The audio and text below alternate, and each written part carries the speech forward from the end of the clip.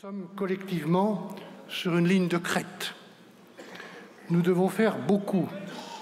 Et si nous n'arrivons pas à faire beaucoup dans tous les domaines, nous devons faire bien.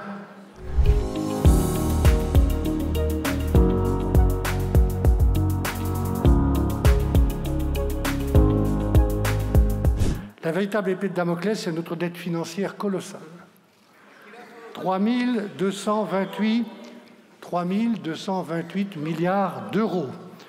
Et si on y prend garde, elle placera notre pays au bord du précipice. Ce partage de l'effort nous conduira à demander une participation au redressement collectif aux grandes et aux très grandes entreprises qui réalisent des profits importants. Nous le ferons sans remettre en cause notre compétitivité. Il n'y a en réalité pas de partage et pas de redistribution possible s'il n'y a pas en amont de l'activité et de la production sur notre territoire. Cette exigence nous conduira également à demander une contribution exceptionnelle aux Français les plus fortunés, afin d'éviter des stratégies de défiscalisation des plus gros contribuables. Nous lutterons résolument contre la fraude fiscale et contre la fraude sociale.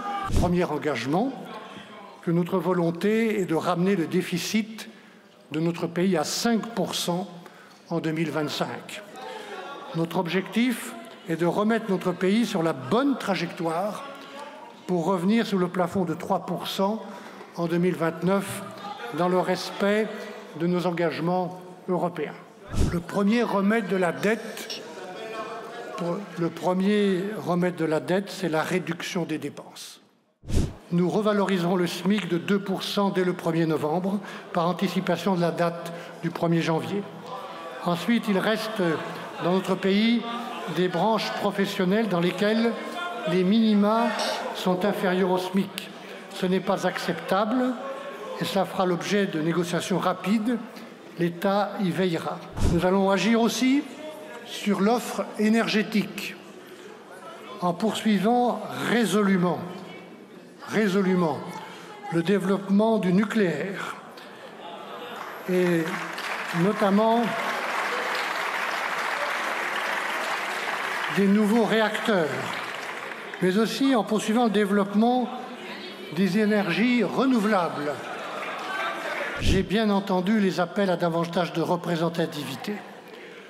Je suis prêt, le gouvernement est prêt à une réflexion et à une action sans idéologie sur le scrutin proportionnel. Sur les retraites aussi, il faudra reprendre le dialogue. Il est impératif de préserver l'équilibre durable de notre système de retraite par répartition. Pour autant, certaines limites de la loi votée le 15 avril 2023 peuvent être corrigées. Il n'y aura aucune tolérance à l'égard du communautarisme.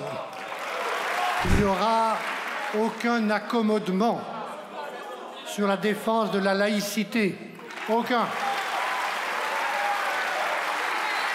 Nous n'accepterons aucune remise en cause des libertés conquises au fil des ans. Je pense à la loi portée par Simone Veil sur l'IVG,